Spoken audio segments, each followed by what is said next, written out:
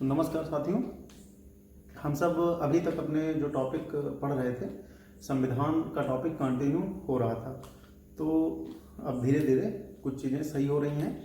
तो हम ये सोच रहे हैं कि संविधान के साथ साथ कुछ आपको और भी मैटर मिलता रहे। तो एक कोशिश है कि आपको करंट अफेयर्स के बारे में भी कुछ जानकारी दी जाए। यहाँ पे एक चीज़ आप ये ध्यान रखना कि कुछ चीज़ें पहले मैं स्पष्ट कर दूँ, उनको आप समझ लीजिए।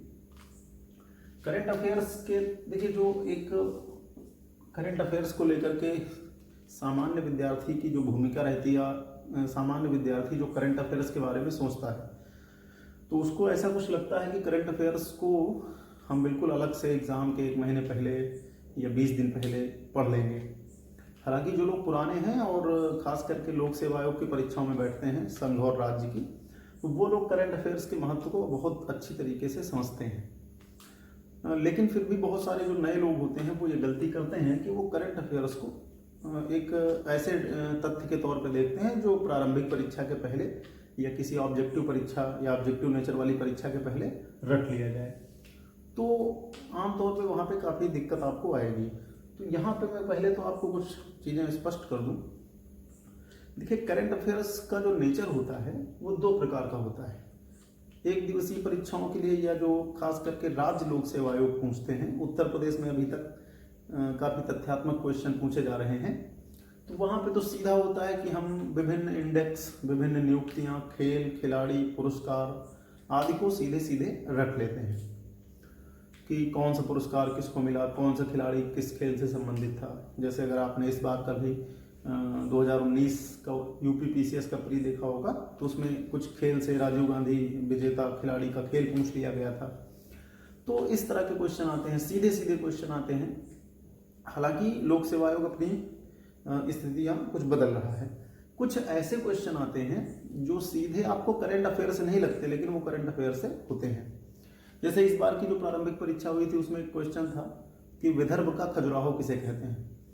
तो वो क्वेश्चन करंट अफेयर्स से संबंधित था। करंट अफेयर्स का मतलब था कि उस समय विदर्भ या दक्षिण का जो खजुराहो है वो चर्चा में रहा, और चर्चा में रहने के कारण वहाँ से क्वेश्चन पूछ लिया गया। या जैसे पिछले साल या इस साल के करंट को अगर मिलाएंगे तो यूनेस्को की क्रिएटिव सिटी से क्वेश्चन बने, या क्वेश्चन बन सकते हैं या बने भी हैं। तो मतलब यहाँ पे मेरा कहने का मतलब है कि करंट अफेयर्स का एक जो बिल्कुल तथ्यात्मक पहलू होता है, उसमें हम बहुत ही रटने वाली चीज़ें लेते हैं। जैसे कोई पुरस्कार किसको मिला है, फिर थोड़ा पुरस्कार की डिटेल देख लिया, उस व्यक्ति के बारे में देख लिया, किसी का निधन हुआ महत्वपूर्ण हस्ती का तो उसके बारे में पढ़ लिया। इसके अलावा जैसे हमने खेल पढ़ लिए, दिवस पढ़ लिए, दिवस की थीम पढ़ ली, इंडेक्स पढ़ दिए। इंडेक्स में भी बहुत सारे लोग बहुत हल्का पढ़ लेते हैं कि फलाना इंडेक्स में भारत का स्थान ये है, पहला स्थान ये है, अंतिम स्थान ये है। तो तथ्यात्मक एक जो हम रट्टा मारते हैं वो करंट अफेयर्स अलग होता है। एक करंट अफेयर्स ऐसा होता है जो काफी समझदारित होता है। और यहाँ पर एक चीज ये भी ध्यान रखना है कि बहुत चीजें जो प्रत्यक्ष तौर पे आपको करंट अफेयर्स नहीं लगती हैं, वो करंट अफेयर्स से जुड़ी होती हैं। अब जैसे कोई संवैधानिक मुद्दा है, अब यहाँ से आप अंतर समझेंगे कि जो तथ्यात्मक है, जिसको हमें पढ़ना है और भूल जाना है, वो करंट अफेयर्स अलग है। लेकिन जो दूसरा करंट अफेयर्स है, यानी जो करंट अफेयर्स का दूसरा पहलू है, जैसे मान लेते हैं कि संविधान से जुड़ा हुआ कोई करंट अफेयर्स का मामला है, या कला संस्कृति से जुड़ा हुआ कोई करंट अफेयर्स का मामला है, या अर्थव्यवस्था से जुड़ा हुआ कोई करंट अफेयर्स का मामला है। इसके अलावा विज्ञान से भी हो सकता है,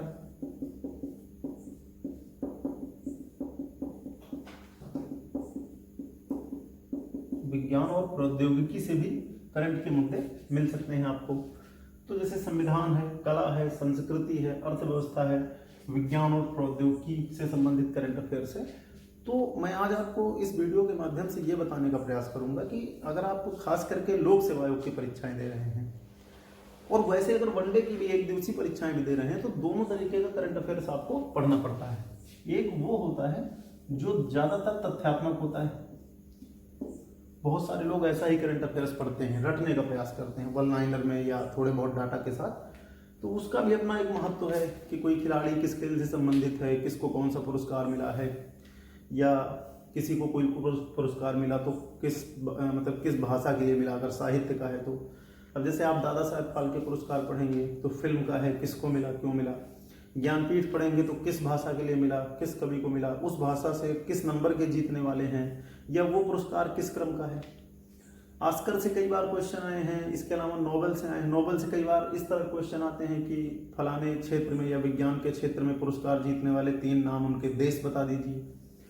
तो एक जो हम बहुत तथ्यात्मक तरीके से पढ़ते हैं वो करंट अफेयर्स चलता रहता है, सीधे वहां से क्वेश्चन बन जाते हैं। लेकिन कुछ ऐसे करंट अफेयर्स के मामले होते हैं जिनको हम तथ्यात्मक नहीं पढ़ सकते। यहाँ पर एक चीज आप समझेंगे कि जो सामान्य अध्ययन होता है तो करंट अफेयर्स भी विषय से लिंक करता है।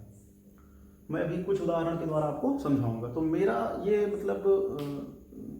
प्रयास रहेगा कि मैं आपको करंट अफेयर्स कैसे पढ़ा जाए और कितने स्तर तक पढ़ा जाए और उसकी समझ को बताने का प्रयास करूंगा 1-2 उदाहरण के साथ। तथ्यात्मक करंट अफेयर्स आमतौर पे आपको बहुत सारे लोग पढ़ाते रहते हैं, तमाम सारे PDF मिलते रहते हैं। लेकिन जो समझ वाले करंट अफेयर्स के मामले होते हैं उन पे हम डिस्कस करेंगे। इन पर भी हम सब डिस्कस करेंगे जब कोई एग्जाम आएगा, नजदीक आएगा, तो हम सब थोड़ा लंबी क्लास बना करके तथ्यात्मक पे भी चर्चा करेंगे। लेकिन अभी मुझे करंट अफेयर्स का आपको वो पहलू समझाना है जिस पर शायद आप कम सोचते हैं या जिस पर आप कम काम करते हैं। तो मैं आपको कुछ उदाहरण के साथ बताता हूँ यहाँ पे। जैसे मैंने आपको बताया कि संविधान से संबंधित क्या कोई करंट अफेयर्स हो सकता है। तो जैसे अब आप सोचते हो कि संविधान से संबंधित क्या करंट अफेयर्स हो सकता है, या हमारी राज्य व्यवस्था से संबंधित क्या करंट अफेयर्स हो सकता है। तो राज्य व्यवस्था से संबंधित हमारा जो करंट अफेयर्स होता है वो कैसे हो सकता है। जैसे मैं एक आपको उदाहरण देता हूं कि अभी हाल ही में 126वां संविधान संशोधन विधेयक और पारित होकर के ये 104वां एक्ट बना है। एक उदाहरण से आपको मैं समझाता हूं। तो 126वां संविधान संशोधन विधेयक है। अब ये किससे संबंधित है? ये संबंधित है हमारी विधायिकाओं में, खास करके लोकसभा और विधानसभा में SC/ST आरक्षण को बढ़ाने से या उसकी समय सीमा का विस्तार करने से। तो एक तो ये तरीका है कि आप रट लीजिए कि 126वां संविधान संशोधन विधेयक किससे संबंधित है या 104वां अधिनियम किससे संबंधित है।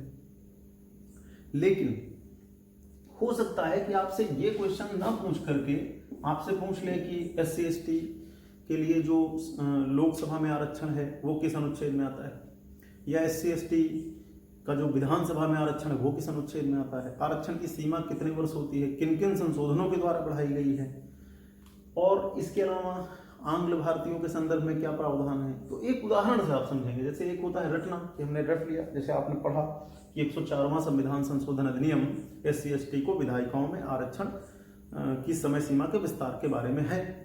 लेकिन जब इस विषय को पूरा खोलेंगे तो अंदर जाएंगे, परत दर परत विषय खुलेगा, तो उसमें आप पाएंगे इसका इतिहास, इससे संबंधित चीजें। तो अगर आप करंट अफेयर्स को इस तरह से पढ़ते हैं तो देखिए इससे 2 फायदे होते हैं। एक, प्रारंभिक परीक्षा लाएगा, आपकी जो समझ होती है वो बहुत विकसित होती है, और मुख्य परीक्षा में भी बहुत सारे आपके डाटा या तथ्य यहाँ से आपके काम आएंगे। जब आप लिखेंगे या कभी इंटरव्यू में जाएंगे तो डिस्कशन में ये सारी चीजें काम आएंगी।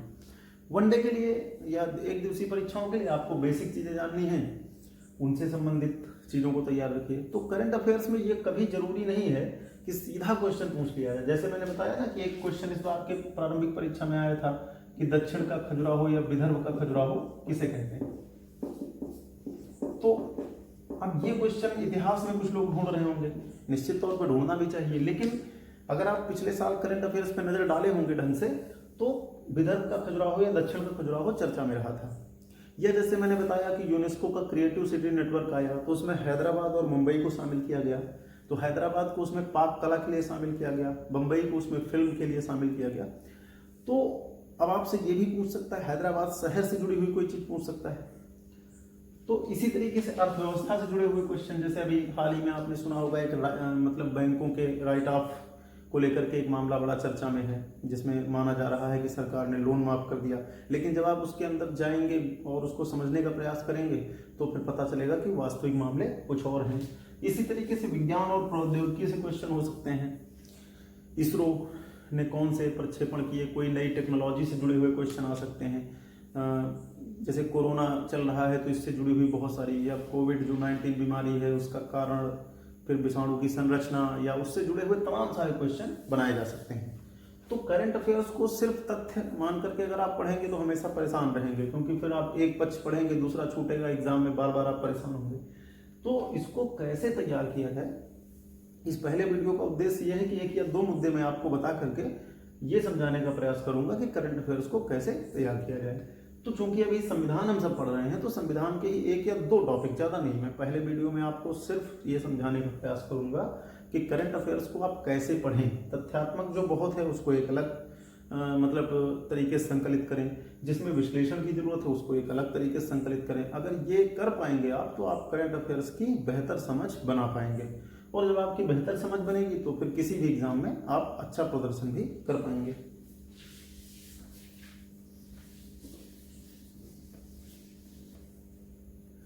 तो जैसा मैंने आपको बताया था कि हम आपको कुछ एक या दो मुद्दे आज की क्लास में डिस्कस करके आपको समझाने का प्रयास करेंगे कि जहाँ पे जैसे करंट अफेयर्स को पढ़ने के लिए आपका बेसिक जीएस भी बहुत मजबूत होना चाहिए।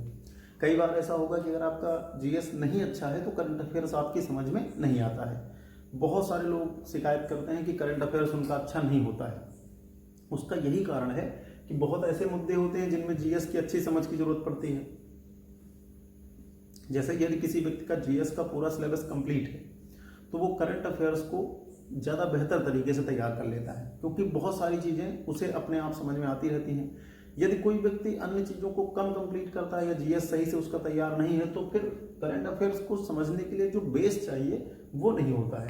तो मैं इस विधेयक के द्वारा, ये जो भी एक मुद्दा है इसके द्वारा मैं आपको समझाने का प्रयास करूंगा, और इससे आप अपनी समझ को मतलब उसका आकलन करेंगे, और कोई विषय का जो कोर सिलेबस है उसको कंप्लीट करना कितना महत्वपूर्ण है ये यहाँ से आप समझेंगे। जैसे एक मुद्दा है विधायी निकायों में आरक्षण। अब विधायी निकायों में आरक्षण किसका? एससी और एसटी का, यानी कि जो शेड्यूल कास्ट हैं और जो शेड्यूल ट्राइब्स हैं। तो विधायी निकाय का मतलब यहाँ पर क्या है? एक है संसद और दूसरा है विधानमंडल। तो एससी और एसटी को जो विधायी निकायों में आरक्षण दिया गया है वो विधायी निकायों में आरक्षण संसद के एक सदन यानी कि लोकसभा में दिया गया है, और विधानमंडल के एक सदन विधानसभा में दिया गया है। यहाँ पर पहली चीज आपको ये ध्यान रखना होगा कि यहाँ पर विधायी निकायों में आरक्षण से तात्पर्य लोकसभा और विधानसभा में आरक्षण से है। इस बात को पहले आप समझेंगे। अब यही मुद्दे से मैं आपको समझाता हूं कि जब तक आपको इतिहास नहीं पता है किसी चीज का तो करंट अफेयर्स पढ़ने में बहुत सारी दिक्कत आपको आएगी। तो यहाँ पे लिखा हुआ है विधायी निकायों में आरक्षण, लेकिन मैंने आपको बताया कि आरक्षण किसको विधायी निकायों में? एससी को और एसटी को।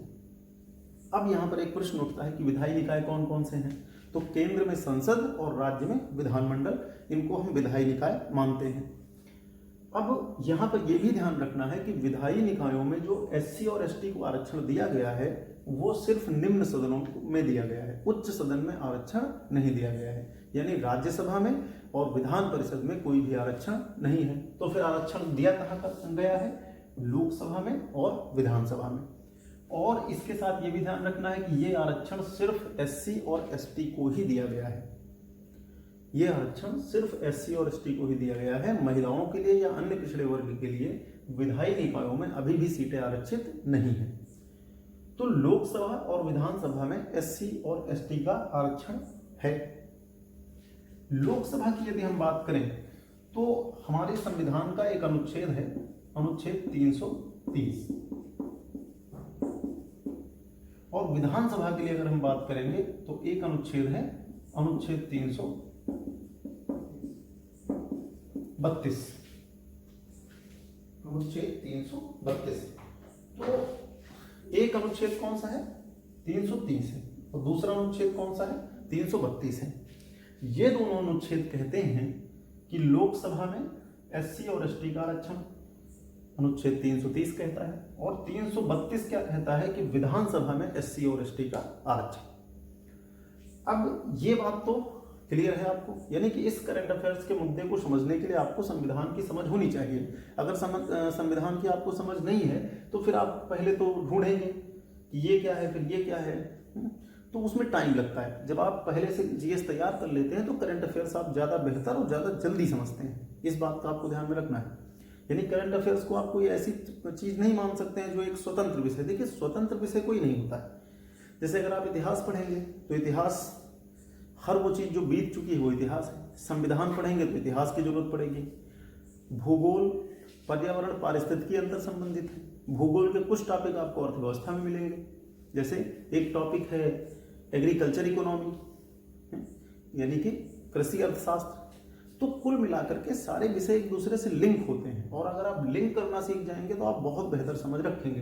तो यहाँ पे मुद्दा क्या है कि विधायी निकायों में एससी और एसटी का आरक्षण, इसके लिए हाल ही में 126वां संविधान संशोधन विधेयक प्रस्तुत किया गया था। 9 दिसंबर 2019 को लोकसभा में स्थापित किया गया था। उसके बाद फिर क्रमशः लोकसभा और राज्यसभा से इसको पारित किया गया, और इस विधेयक को विधि और न्याय मंत्री डॉक्टर रविशंकर प्रसाद जी ने लोकसभा में पहले स्थापित किया था। लोकसभा के बाद फिर ये राज्यसभा, और उसके बाद फिर आधे से अधिक राज्यों की सहमति के लिए भेजा गया। तो ये मुद्दा तो ठीक है कि विधेयक रखा गया। अब विधेयक और अधिनियम में जो लोग अंतर न जानते हो समझ लेंगे। जब संसद में किसी भी मुद्दे का या किसी भी कोई कानून बनाना हो, कोई संशोधन करना हो, तो जब हम उसका मसौदा रखते हैं तो उसको हम बिल कहते हैं। जब वो संसद के दोनों सदनों से पारित हो जाता है, राष्ट्रपति के हस्ताक्षर हो जाते हैं, या फिर राज्यों की यदि सहमति आवश्यक है तो राज्यों की सहमति मिल जाती है, तो उसके बाद फिर वो अधिनियम बन जाता है। तो 126, पहला तो एक साधारण सा क्वेश्चन है कि 126वां संविधान संशोधन विधेयक किससे संबंधित है?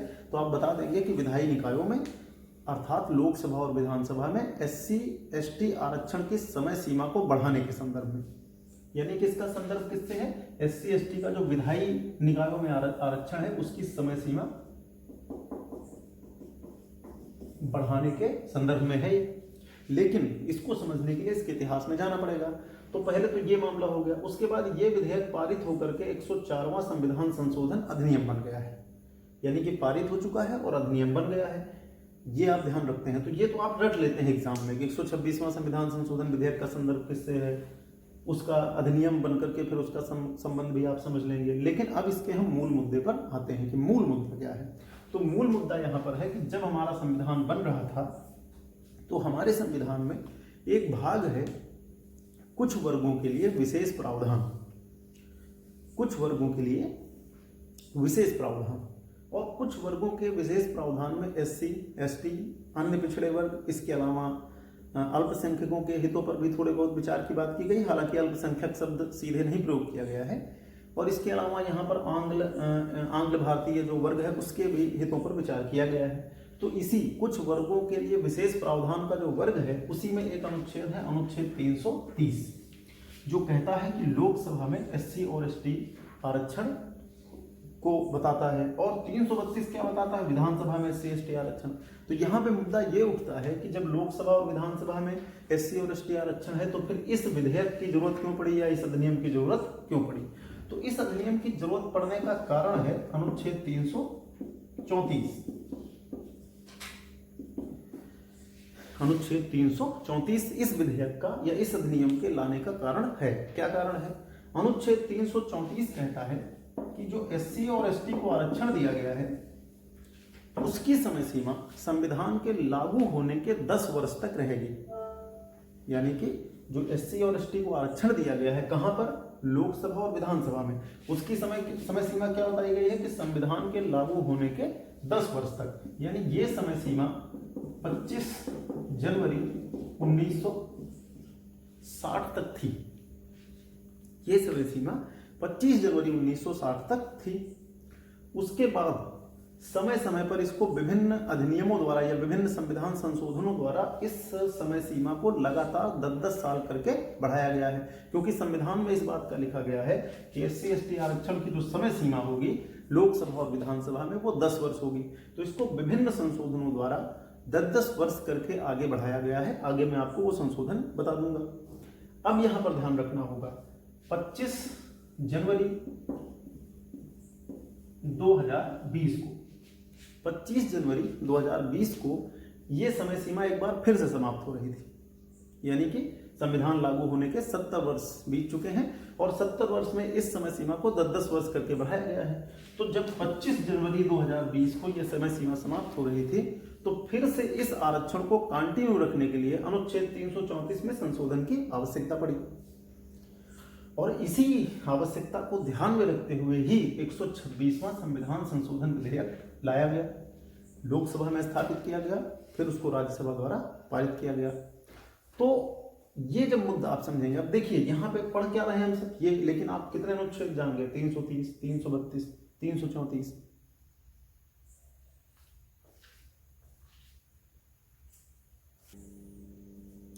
तो हम सब डिस्कस जो कर रहे हैं मुद्दा, ये मेरी समझ से कुछ आपको समझ में आया होगा। तो सबसे पहले आपको ये दिमाग में रखना है कि हम इस परिप्रेक्ष्य में डिस्कस कर रहे हैं 126वां संविधान संशोधन विधेयक और 104वां संविधान संशोधन अधिनियम पारित होकर के ये बना है।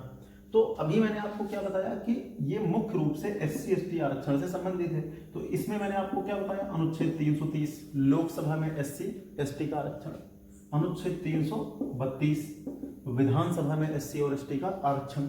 इसमें एक चीज पर और मैं आपको विचार करके बता देता हूं कि इस बार जो हमारा ये संशोधन रखा गया है, यानी कि जो हमारा 126वां संविधान संशोधन विधेयक रखा गया है और पारित होकर के वो 104वां संविधान संशोधन अधिनियम बना है, उसमें आंग्ल भारतीय समुदाय के प्रतिनिधित्व को अगले 10 वर्ष तक बढ़ाने का प्रावधान नहीं किया गया है।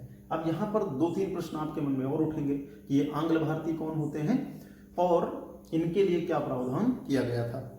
तो 330 और 332 और 334 के बारे में हमारा आपका डिस्कशन अभी तक हुआ है, ध्यान रखना, भूलना नहीं। 330 में क्या है, 332 में क्या है और 334 जो 330 और 32 के प्रावधान है उनकी समय सीमा निर्धारित करता है कि ये संविधान के लागू होने के 10 वर्ष तक रहेंगे और उसके बाद समाप्त हो जाएंगे, लेकिन इनको आगे विभिन्न संशोधनों द्वारा 10-10 वर्ष करके आगे बढ़ाया गया है।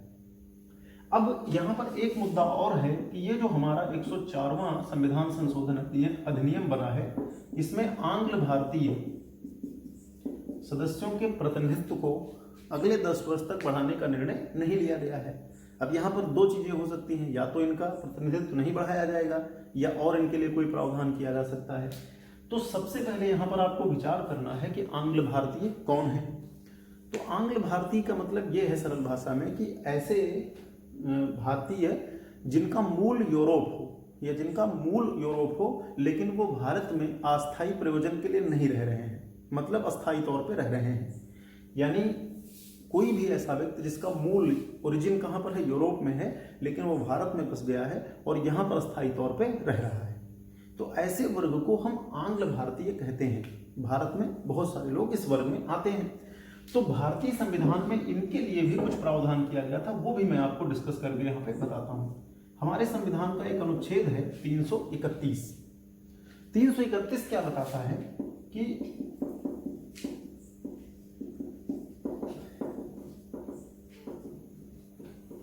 राष्ट्रपति को यदि लगे या यदि ऐसा प्रतीत हो कि लोकसभा में आंग्ल भारतीय समुदाय का पर्याप्त प्रतिनिधित्व नहीं है, तो वो लोकसभा में 2 एंग्लो इंडियन को मनोनीत कर सकता है। यानी 331 क्या बताता है कि यदि राष्ट्रपति को ऐसा प्रतीत होता है कि लोकसभा में आंग्ल भारतीय समुदाय का नेतृत्व पर्याप्त मात्रा में नहीं है, तो वो 2 एंग्लो इंडियन सदस्यों को कहां पर मनोनीत कर सकता है, लोकसभा में। इसके अलावा एक अनुच्छेद हमारा है 333, जो राज्यपाल को यह अधिकार देता है, या राज्यपाल को एक प्रकार से अधिकार है कि यदि वो चाहे तो विधानसभाओं में 1 एंग्लो इंडियन सदस्य को मनोनीत कर सकता है। देखिए, मनोनीत करने की बाध्यता नहीं है। यदि उस राज्य में यानी विधानसभा में लगता है उसे कि 1 एंग्लो इंडियन सदस्य के मनोनयन की संभावना है या उस वर्ग का प्रतिनिधित्व नहीं है, तो वो कर सकता है। यानी 330, 332, 331 और 333 ये 4 अनुच्छेद कहीं ना कहीं इससे जुड़े हुए हैं। तो 330 में फिर से देखेंगे लोकसभा में SC और ST का आरक्षण है, 332 में विधानसभा में SC और ST का आरक्षण है, और 331 में लोकसभा में 2 एंग्लो इंडियन सदस्यों के मनोनयन का प्रावधान है जो कि राष्ट्रपति करेगा, और 333 में राज्यपाल को यह अधिकार दिया गया है या एक प्रकार से राज्यपाल को निर्देशित किया गया है कि वो एक एंग्लो इंडियन सदस्य को विधानसभा में मनोनीत कर सकता है। अभी तक ऐसा होता आया है कि भारत में कुछ राज्यों को अपवाद स्वरूप छोड़ करके कोई भी राज्य एंग्लो इंडियन सदस्य को मनोनीत नहीं करता है। तो और जो 334 है वो कहता है कि ये जो प्रावधान है 330, 332, 331 और 333 ये संविधान लागू होने के 10 वर्ष तक प्रवर्तन में रहेंगे, 10 वर्ष बाद ये प्रवर्तन में नहीं रहेंगे। तो इनकी सीमा 25 जनवरी 1960, फिर 25 जनवरी 70, 25 जनवरी 80 इस तरह से करके समाप्त होती रही है। और उस समय सीमा के पहले ही हमारी संसद द्वारा संशोधन कर दिया जाता है और फिर आधे से अधिक राज्यों के समर्थन से या अनुसमर्थन से वो विधेयक पारित होकर के अधिनियम बन जाता है। लेकिन इस बार जो हमारा 126वां बिल या 104वां अधिनियम रखा गया था या पारित जो हो गया है, उसमें एंग्लो इंडियन सदस्यों के मनोनयन के प्रावधान को अगले 10 वर्ष तक बढ़ाने का निर्णय नहीं लिया गया है। तो एंग्लो इंडियन कौन होते हैं, यहां से ये भी निकला। देखिए यही करंट अफेयर समझने का मामला है, यहाँ पे बहुत अन्य चीजें भी आपसे जुड़ जाएंगी। तो एंग्लो इंडियन के बारे में आपने जाना कि एंग्लो इंडियन सदस्य कौन होते हैं, किस अनुच्छेद के तहत मनोनीत होते हैं, कहाँ मनोनीत होते हैं, लोकसभा में और विधानसभा में। अनुच्छेद कौन से, 331, 333। मनोनीत कौन करता है, राष्ट्रपति, राज्यपाल। एंग्लो इंडियन सदस्य या कोई भी मनोनीत सदस्य, यहाँ पर कुछ पॉइंट और आप सुन लेंगे ध्यान से। मनोनीत सदस्यों को 6 महीने के अंदर किसी दल की सदस्यता लेने का अधिकार रहता है।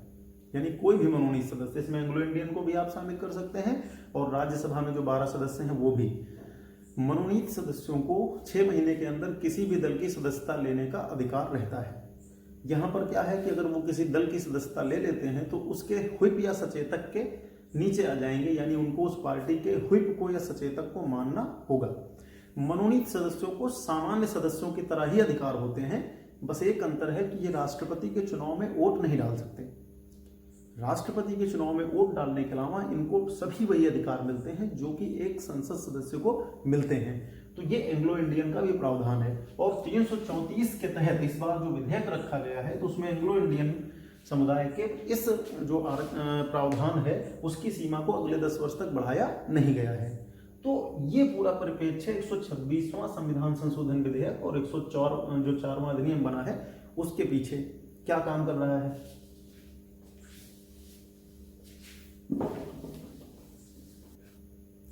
तो जैसा मैंने आपको बताया कि अब ये मुद्दा आप समझ गए होंगे कि 330, 331, 32, 33 के जो प्रावधान थे उनको 334 में क्या कहा गया था कि वो संविधान लागू होने के 10 वर्ष तक रहेंगे।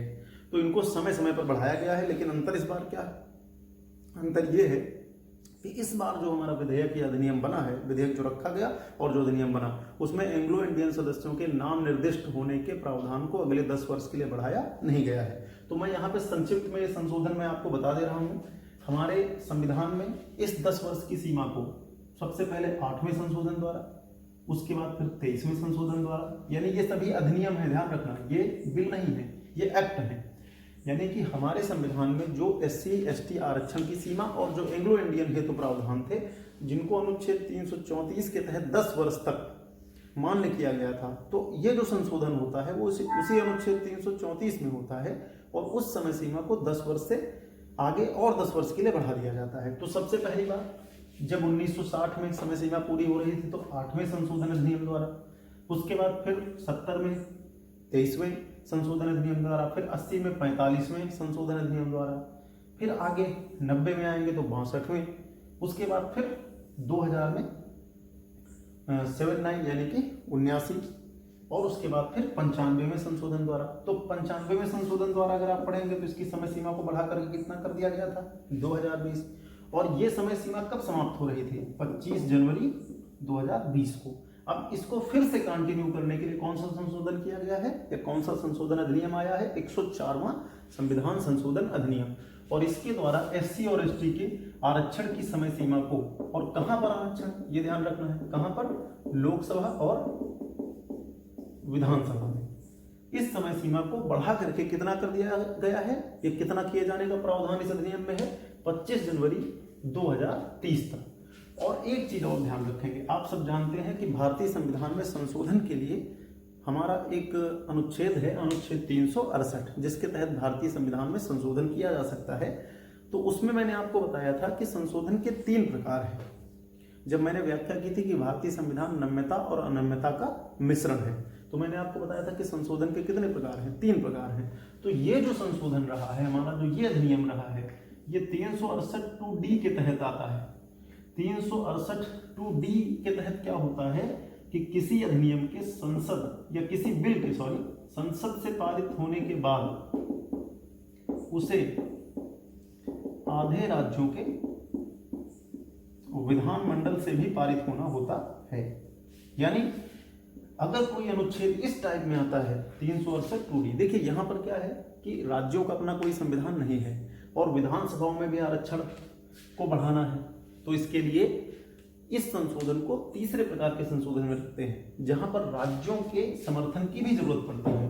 तो ये जो हमारा संशोधन अधिनियम विधेयक था, जो अधिनियम बना, वो संसद से तो पारित होना ही होना था। उसके बाद जो भारत के विधानमंडल हैं उनमें आधे राज्यों के विधानमंडलों से भी इसे पारित होना था। तो अब यहाँ पर आप ध्यान दीजिए, हमने क्या पढ़ा, 126वां संविधान संशोधन अधिनियम पारित होकर के क्या बना, 104वां संविधान संशोधन, बल्कि 126वां संविधान संशोधन विधेयक, और पारित होकर के क्या बना, 104वां संविधान संशोधन अधिनियम। अब ये किससे संबंधित था, SC/ST आरक्षण को लोकसभा और विधानसभा में अगले 10 वर्ष तक कंटिन्यू रखने के लिए। लेकिन इसके मूल में जाने के लिए आपको पूरा करंट अफेयर्स पढ़ना पड़ेगा। अब जब एग्जामिनर क्वेश्चन बनाता है तो वो इस पूरे मुद्दे से कहीं से भी क्वेश्चन बना सकता है। हो सकता है वो अनुच्छेद 334 के बारे में पूछ ले, SC/ST है तो जो आरक्षण की समय सीमा है वो 10 वर्ष होगी, ये किस अनुच्छेद में कहा गया है। या हो सकता है कि वो पूछ सकता है कि इनमें से कौन कौन से ऐसे संविधान संशोधन अधिनियम रहे हैं जिनके द्वारा SC/ST आरक्षण की समय सीमा को समय समय पर बढ़ाया गया है। तो 8वां, 23वां, 45वां, 62वां, 79वां, 95वां, 104वां, ये हमारे क्या रहे हैं, अधिनियम रहे हैं। तो करंट अफेयर्स को जब आप इस नजरिए से पढ़ेंगे तो GS की भी अच्छी आपकी समझ बनेगी और करंट अफेयर्स भी आपका तैयार रहेगा। इस वीडियो में एक ही टॉपिक रखूंगा, कल से मैं संविधान के साथ साथ करंट का एक एक वीडियो आपको छोटा छोटा अपलोड करके देता रहूंगा।